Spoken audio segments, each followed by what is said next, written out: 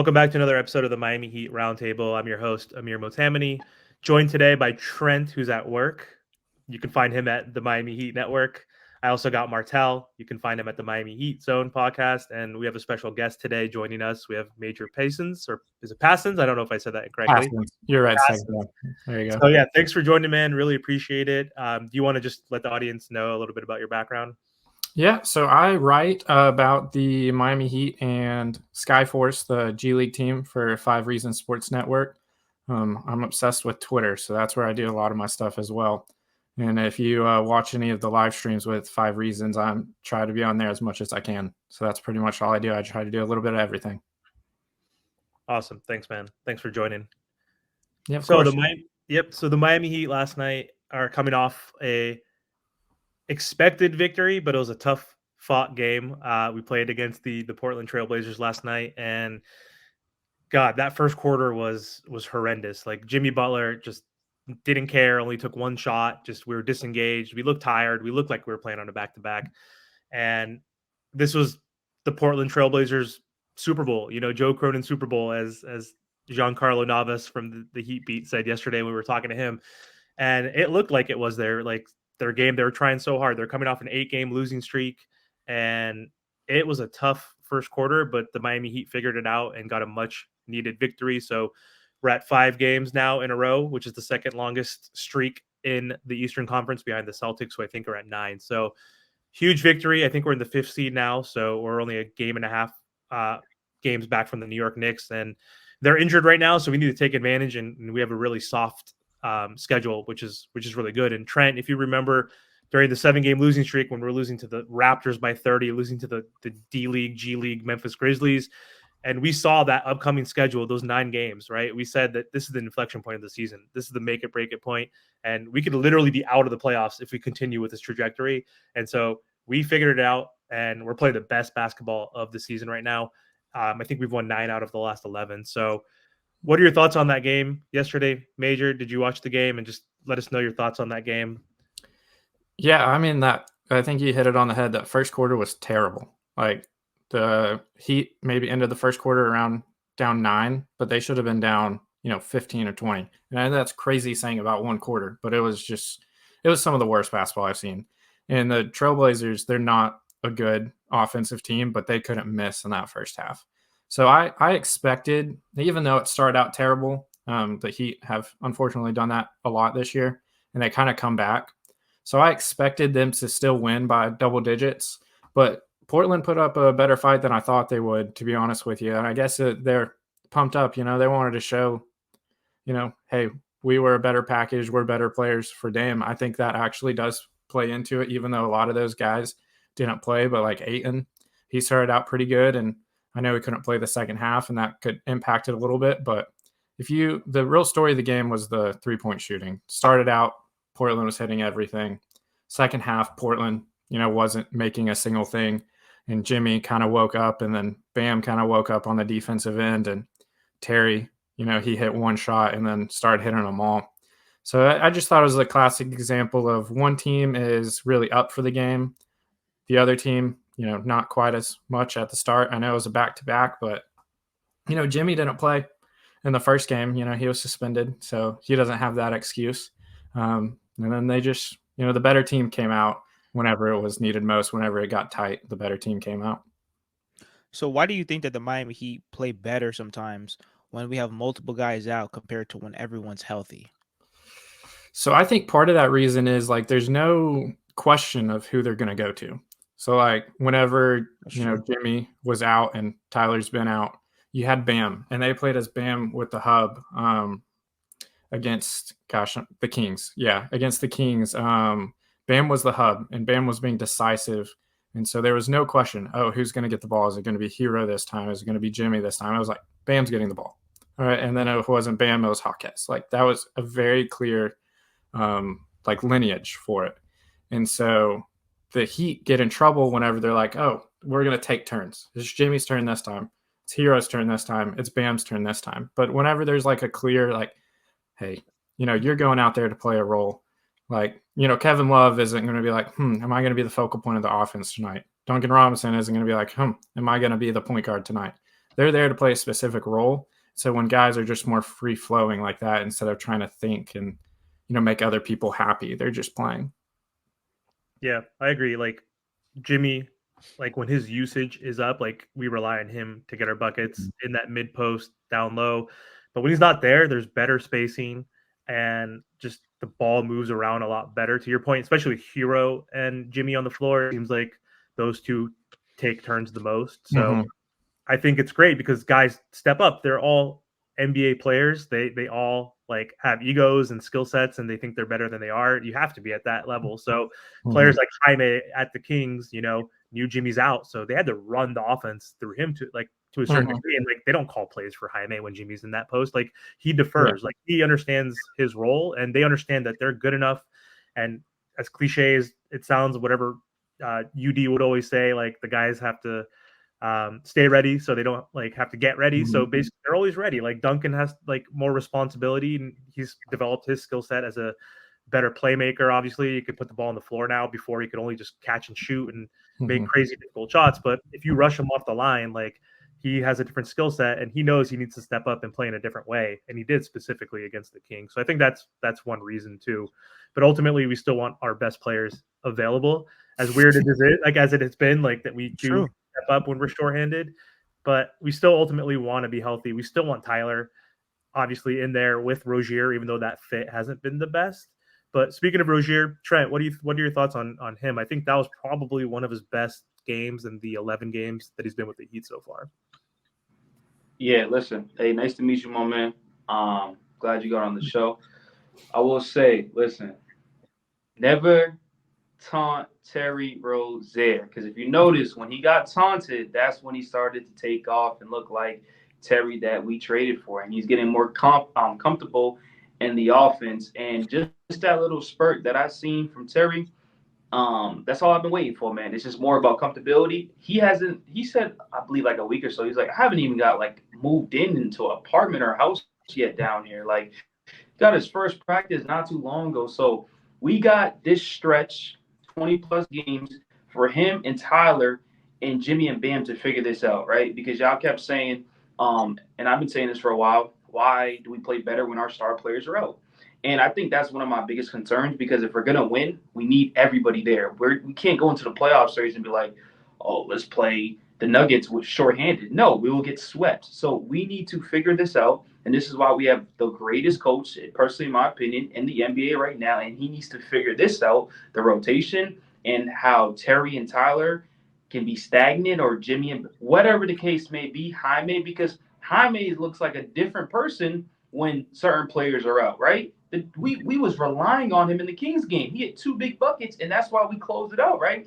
Then yesterday, didn't look too great. He was still doing little things, but compared to that Kings game, it's like there's a lot of, what's the word? Like, they're not playing their best basketball. So that needs to be figured out fast if we need to make a deep playoff push, right? But going back to the Terry question, I love it. You can tell that he's getting more comfortable, and that's good. I love he can attack the rim, pull nice mid-range, shoot the threes, and do all that good stuff. So I'm interested to see what's going on with Tyler, because we haven't got a timetable when he's coming back. And if you didn't know, I'm probably not the biggest Tyler fan out of this whole group. And so it's interesting to see that we're playing. He was there majority of the time, but when Tyler goes out, it looks like we just played 10 times better. Like, I can live without Tyler. That sounds me being a hater, whatever the case may be, but just insert Duncan in there, and I'm fine. Whatever we got out there, So I'm happy with the team. Didn't really care about how we won this game, just win. I said in the yesterday's show, this is a game we would lose. Like typical Miami, beat the Kings, impressive win, and then pull out and lose to the Portland Trailblazers. We didn't. It was very crazy in the beginning. I was like, what the hell's going on? But we figured it out, and we on a roll. So yeah. Trap game.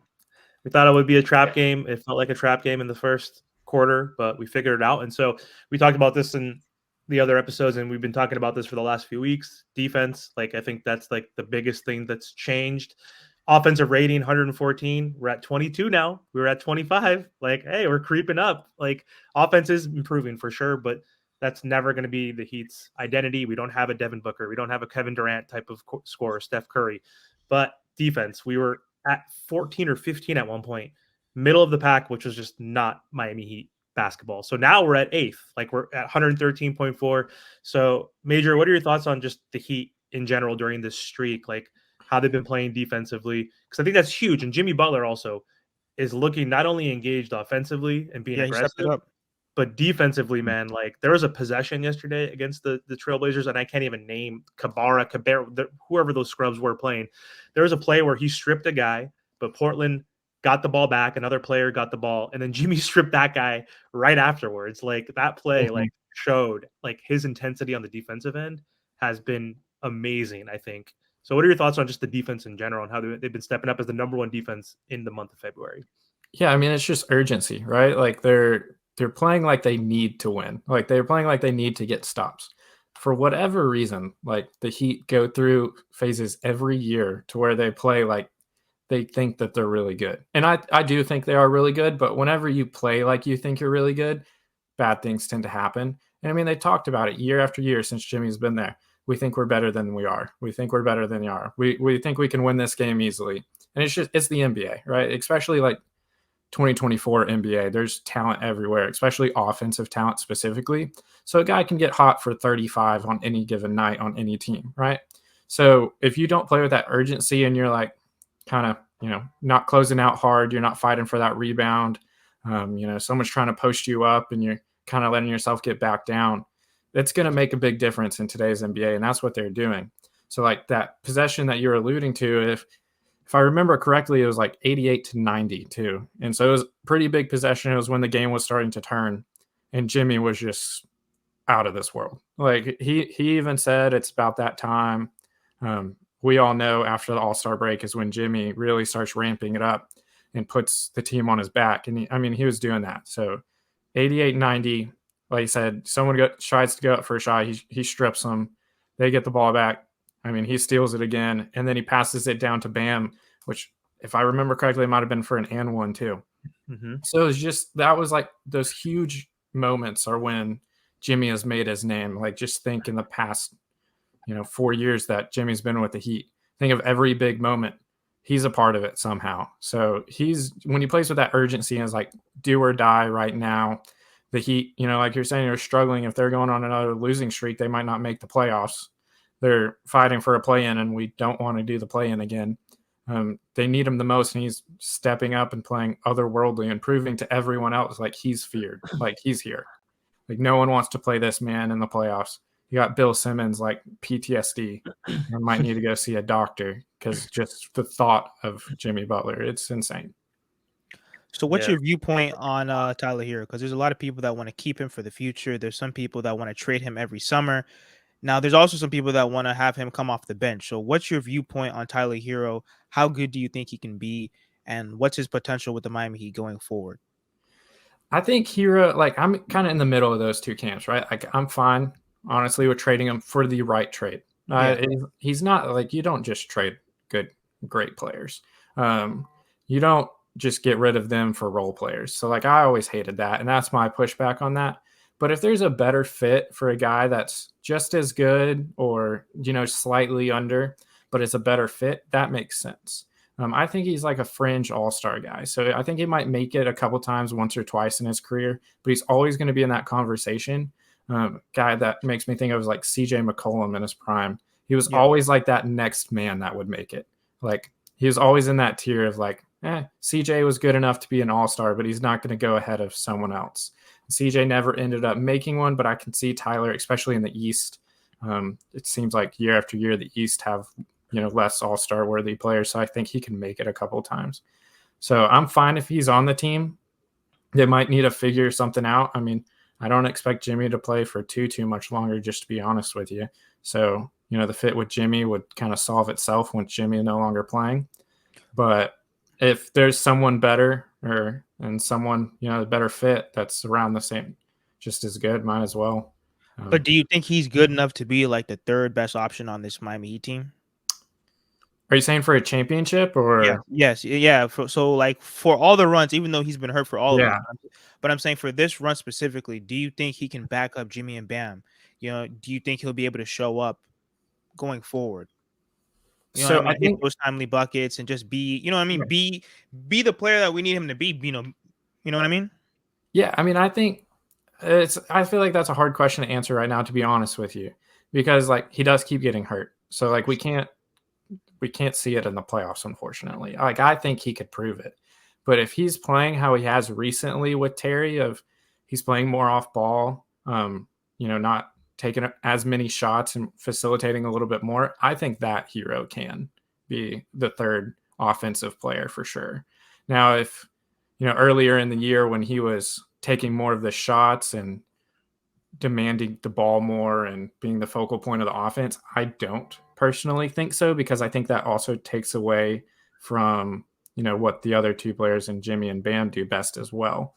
So I don't think that's really Hero's fault, to be fair. But I mean, it's all about the fit, right? And if he's healthy. So I think it's a really hard question, because you see both sides of it. Mm-hmm. I agree, because I think if he can kind of step back, he's never going to go to the bench. We've talked about that too much. I don't want to talk about that on this episode. But if he accepts the role kind of like Terry has, who's obviously it's a little different because he got traded midseason.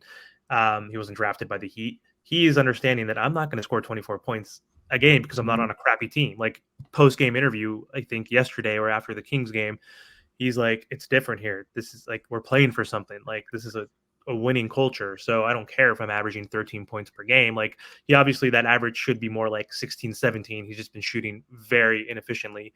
Finally had a good game yesterday where he shot above 50%.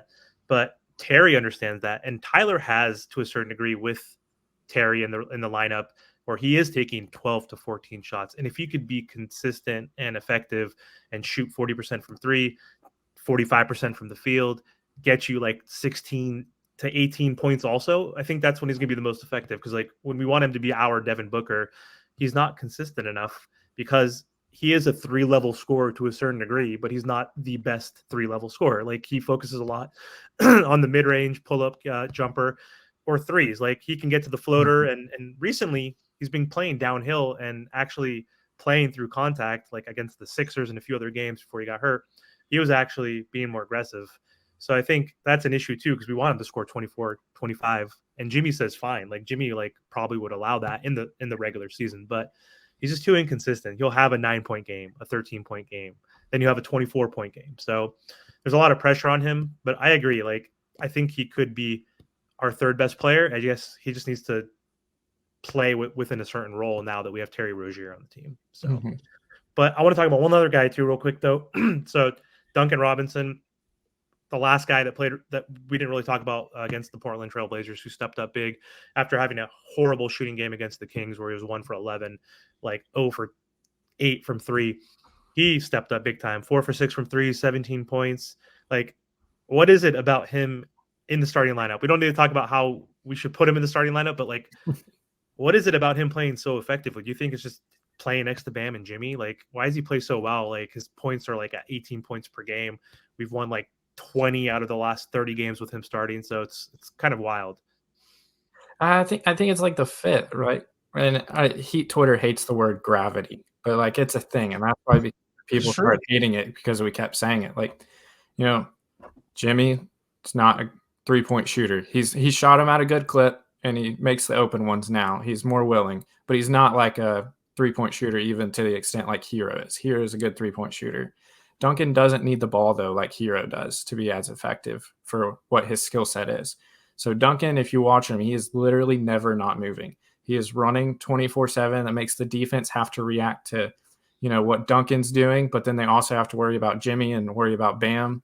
And I mean, Duncan and Bam were just born to play with each other. I don't know what has happened to make them the perfect pairing, but they are just insane to play together. And then, it helps when you're top 5 shooter on the planet. So, and he's back to that. He is otherworldly right now. And I want to point out, even though he had a terrible shooting game against the Kings, like that's the evolution of Duncan, is he still actually had a productive game. So like he was still impacting the game in a positive light, which Duncan 2 years ago or last year, even a bad shooting game is don't play Duncan. But now, even if he's having a bad shooting game, he attacks closeouts really well. So if they don't close out hard, he'll shoot the 3 and more than likely make it. if they attack too hard, he'll put the ball on the floor and, he'll pass it to whoever's open, or he'll, start taking layups and floaters and stuff. I think it's just his game is made to be seamless with guys that have the ball. Yeah, I would say this, man, right? Kind of going into like another direction, right? These 20 games are important, but we all know the goal, and we all know what's coming up next. It's the postseason, right? And I had a conversation with everybody yesterday about, let me use better wording because Heat fans get upset. Who do we fear? I don't think we fear anybody, but what I'm talking about as a first round matchup, like who do we want to avoid in the sense of like the Bucks or the Knicks or Pacers or whatever team that's in around the 4, 5, 6, 7. Is there a team that like we know we can beat, but it's going to be a headache in that first round? Because I think we're going to be around like the 4 or 5. I don't think we catch up to 3 or anything like that, but I think we're going to be around that conversation, for anybody in here. If you're talking about who I'm pretty confident we'll beat, but it'll be like really annoying. That's the Knicks. Like, I mean, I think we will beat them, but I think it'll be extremely annoying. And I guess that's credit to them. I always love those teams, like the Raptors a couple years ago. I was always like, please don't play the Raptors in the first round. We'll win, but it'll be a miserable 5, 6 games. And like, that's how I feel about the Knicks. So personally, it's funny that you say that because I'm the only one out of everybody in the group I said the Knicks. And I know the Knicks are not healthy, but they're good. I think they're very, very good. And they improve their roster. When everybody gets back healthy on that team, I personally don't want to deal with them in the first round. I don't. I know we beat them last year, but they improved their roster. And I know Amir says Jalen Brunson can't be that number 1 guy, but man, Jalen Brunson fares me. But we can give him that Trae Young treatment because when he's coming off screens and seeing multiple wing defenders, it's going to be pretty tough for him.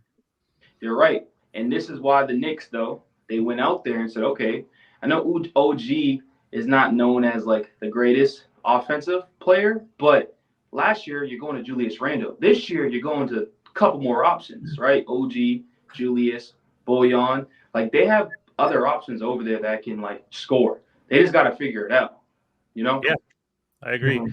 And OG's literally like the best 3-and-D type of player. Like we talk about our 3-and-D players. Outside of, Jimmy's not a 3-and-D player, but Haywood, Caleb Martin, those guys are good, but they're not OG. He still can get you 17 points per game. He could shoot like 40%. Like, I don't know what he's shooting at right now, but like he could shoot in the 38 to 40% range from 3. So that's a huge pickup. I agree. They're scary. Josh Hart can have a game or two. Dante.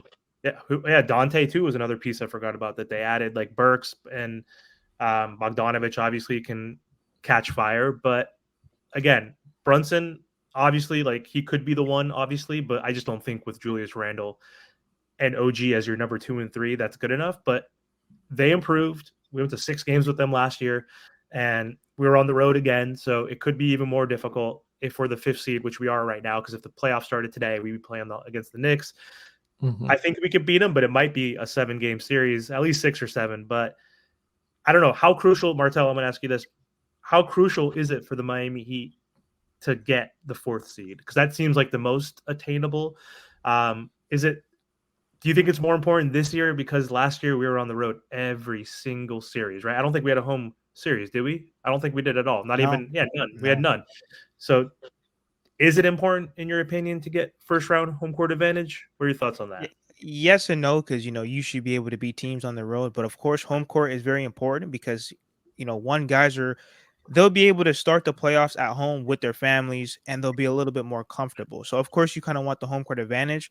But, you know what I mean? We still should be able to beat guys on the road no matter what. We do want the best matchup possible because, obviously, we don't want to have to play the best team. You know what I mean? Just say, oh, yeah, well, the Miami Heat will get it done. No, we want to have a good matchup and, kind of just scale it up as we go. So, listen, whether we play the Boston Celtics, whether we play the New York Knicks or the Pacers, because I think the Pacers are very underrated as well. Listen, as long as we're healthy, I'll put this team up against anybody. Especially in the East. At least in the first, especially in the first East. round. Yeah, In the at least first in the two rounds, East. for sure. Let me ask y'all a question. Which round? I think, and you can answer this question. I believe Passons, Kurt. Major. Passons, yeah. Yeah. Which round do you want to see Boston, right? Because I think that's the end goal for us, right? Do we want to see them early or do we want to see them at the end? I mean, I would rather see the better teams later. It's just, I mean, it's not like that. I don't think it would make a difference in who wins the series, but I think it's more fun when you play them later. And we keep playing in the Eastern Conference Finals. I would love to just keep that going. I would love it so much. I love the hey, put up or shut up. We keep playing each other. We hate each other. That's a risk I'm willing to take of losing a series to beat them. And I think that's what the Heat, the competitors, they're ultra competitors, right? And I think they want to send the Celtics home again. And we will. Yeah, damn right. Yeah, if we play them, we will. No, I can't stand Celtics. Wait, and I live in Boston. He lives in Boston. Yeah, Trent is a Miami Heat fan that lives in Boston that didn't choose to root for the Boston Celtics growing up there, which is kind of crazy. So, but how will the Miami Heat match up with their size though? Because with Porzingis, as you can see, he can shoot over it. At the mid post, the free throw line, he's pretty much shooting over everybody. So, how do you think the Miami Heat will really match up with them? I'm not really worried about the Milwaukee Bucks. Dame doesn't want to be there. Doc Rivers, he's absolutely terrible. So I'm not really worried about anyone else, but how will the Miami Heat match up with Drew Holiday and Porzingis? Because those are some big additions that they made. I mean, who's our point forward, baby? That's in our rotation. Who's been getting more minutes? I mean, can it be Jovic? I don't know if we trust him at this point, honestly, but I mean, he's got the size. Like, he's getting a little better, I think. Like, with Drew, it's going to be Jimmy and Caleb and a few other guys, but who do you think, Trent? You think that makes sense? Do you think he'll be in? I don't know if he's gonna be in the rotation, but we'll see. I don't think so. I don't. You listen.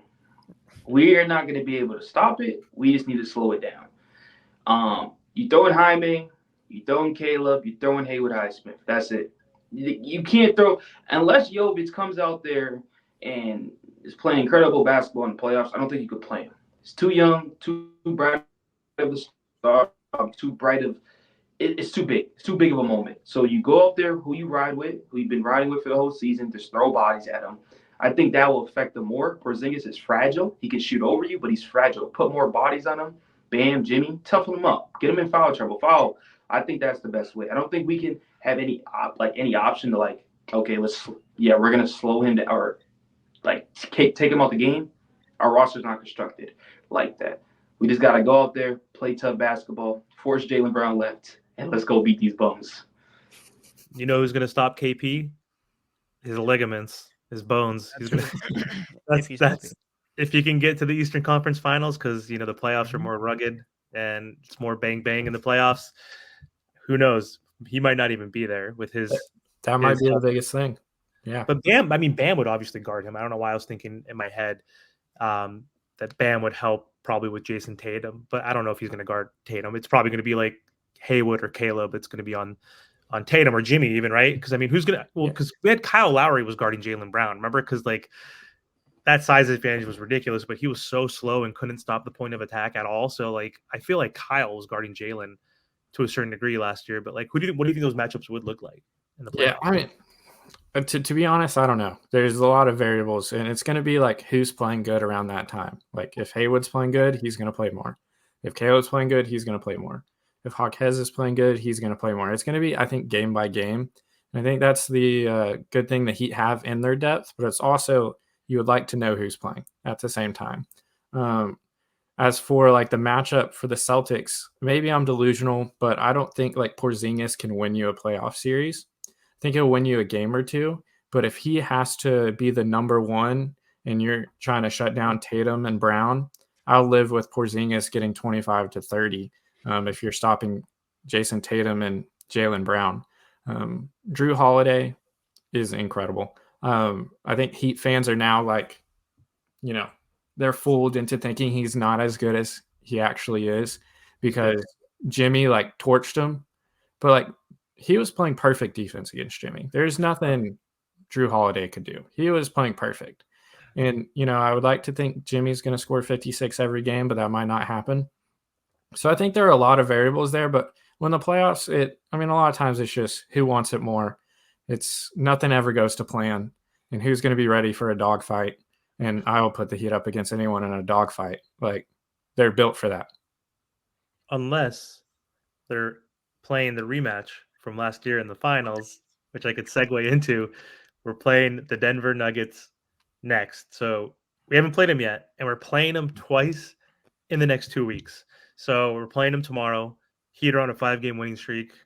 Martel, predictions, thoughts, and guess what? Tyler Hero's probably not going to play again. So we're not going to be able to see what Tyler could have done. But we have Terry Rozier. We have DeLon Wright. We have Jaime Jaquez. We have a few different pieces that we could see how they play and match up, right? We don't have Gabe Vincent on Aaron Gordon, which don't get me started on that last year. But Martel, what are your thoughts? Do you think we get this game tomorrow? Like, how important is this game? How up are we going to be for this game? Just what are your predictions for tomorrow? Well, for some strange reason, we can never win in Denver. But like I said earlier, that's still not an excuse, man. We still got to continue the momentum that we have. Trust one another and try our best. Like, I know that we're still not fully healthy, but I still think we have enough to get it done. We're not going to stop Jokic, but all we could do is try to slow him down. That's it, and get him into foul trouble. Yeah, what do you think, Major? What's your prediction? Think we got a shot? I think we got a shot. As far as I think it's an important game to like the whole season, or if I think we can beat them in the playoffs, I don't think it. One game in the regular season matters any at all. The playoffs are a different beast, like we've been talking about. I think we can win. We can beat anyone. I firmly believe that on any given night, the Heat can beat anyone. So in a 1-game thing, I'm never going to say, oh, they don't have a chance. Yeah, I agree. And this is would be a huge victory if we can get that streak up to 6, win 10 out of the last 12, but beating a Denver Nuggets team on the road. We did win one time last year in the playoffs, right? But in the regular season, I don't think we've beaten them.